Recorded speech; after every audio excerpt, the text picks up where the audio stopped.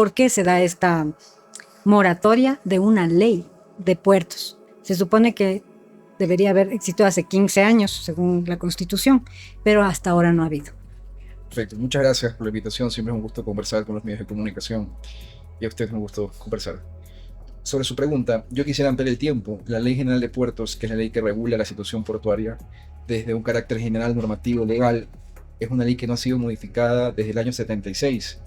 Es una ley que merece, claro, lo que usted pone como hito es el tema de la Constitución. Sí es un hito importante que habría obligado a que en ese momento se haga una reforma normativa. No ha sucedido, desconocemos las razones, pero es realmente necesario. Yo algo que he tenido la oportunidad igual de comentarnos en los respectivos espacios es que la Ley General de Puertos, ojo, una cosa es que sea una mala ley, otra cosa es que sea una ley que merezca ser actualizada. Yo diría que es lo segundo. No es una ley que presenta incoherencias, que regula normas, cosas que no competen.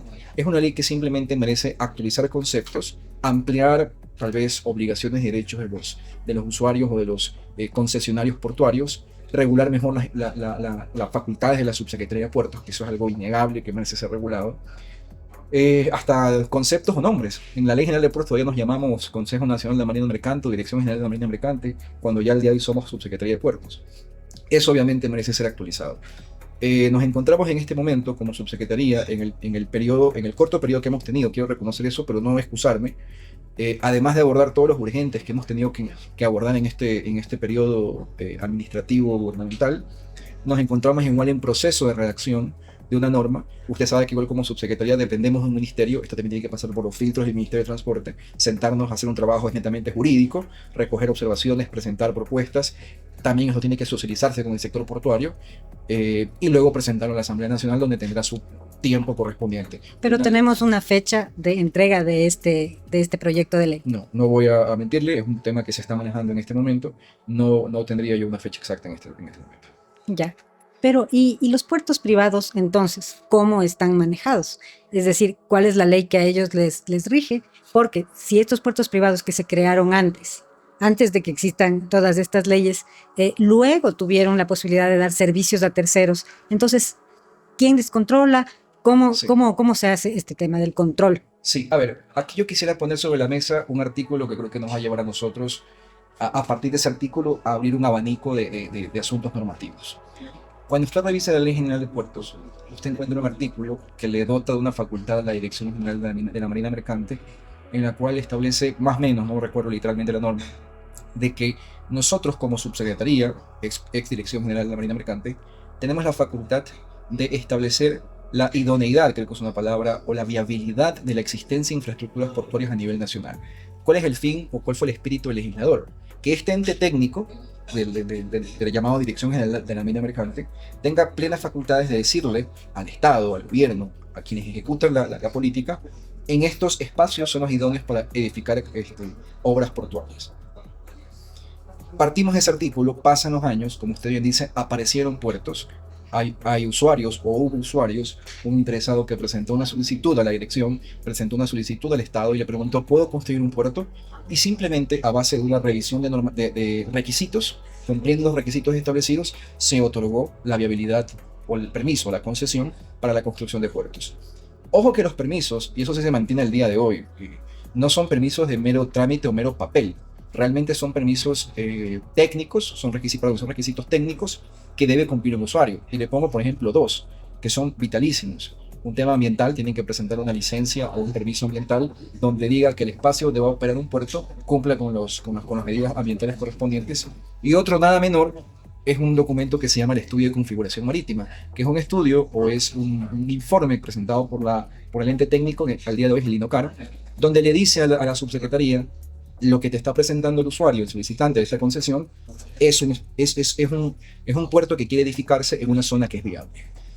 Para ir un poco más en su pregunta, en base a eso, en base a este artículo, en base a esta ley, periódicamente en la historia la Subsecretaría de Puertos y la Dirección General de la Marina Mercante ha emitido normativa propia.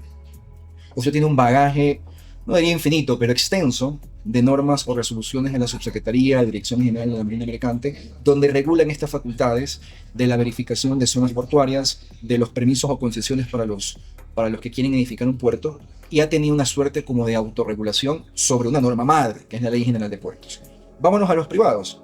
Un puerto privado, una infraestructura portuaria que le pertenece a un sujeto de derecho privado, nació en su momento, o nace en su momento, el permiso que ellos tienen en base a la Ley General de Puertos y todo el grupo de resoluciones o normativas que ha dictado la Subsecretaría de Puertos, donde, insisto, no lo hace simplemente porque lo quiso hacer así, sino porque se remite a la Ley General de Puertos. Pero entonces sí se necesita más regulación para los puertos privados, porque esto es lo que hemos conversado hoy en este evento, que la Constitución dice que esta ley tiene que regular a todas las infraestructuras, sectores estratégicos incluidos, de infraestructura portuaria y aeroportuaria.